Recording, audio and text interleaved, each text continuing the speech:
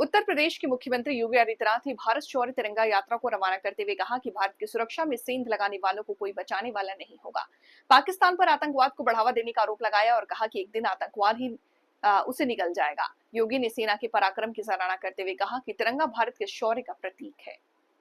बहन और भाइयों, प्रधानमंत्री मोदी जी का पहले दिन से ही संकल्प रहा है।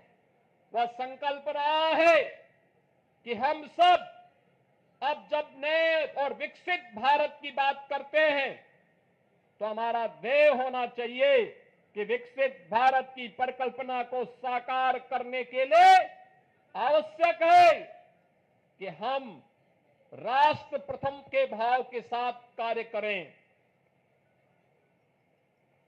राष्ट्र प्रथम का भाव जब 140 करोड़ भारतवासियों के मन में आएगा, उसकी प्राथमिकता होगी अपने अपने क्षेत्र में उन कर्तव्यों का निर्वहन करने के लिए। जब 140 करोड़ का भारतवासी एकजुट होकर के लगेगा, तो याद करना, दुनिया की कोई ताकत फिर भारत की ताकत के सामने टिक नहीं पाएगी।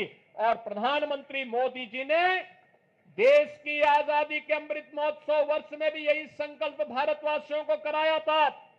और आज उसी संकल्प को दोहराने के लिए हम इस संकल्प यात्री तिरंगा यात्रा में सभी शामिल हो रहे हैं।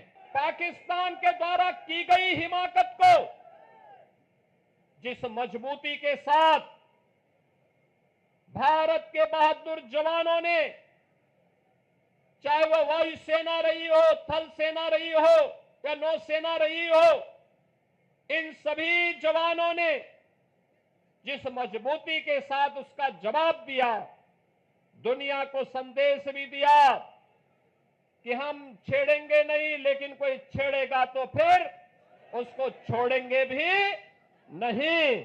और भारत ने वह करके दिखाया है, जिसके सम्मान में आज पूरे देश के अंदर भारतीय जनता पार्टी के द्वारा ये तिरंगा यात्रा प्रारंभ की गई है।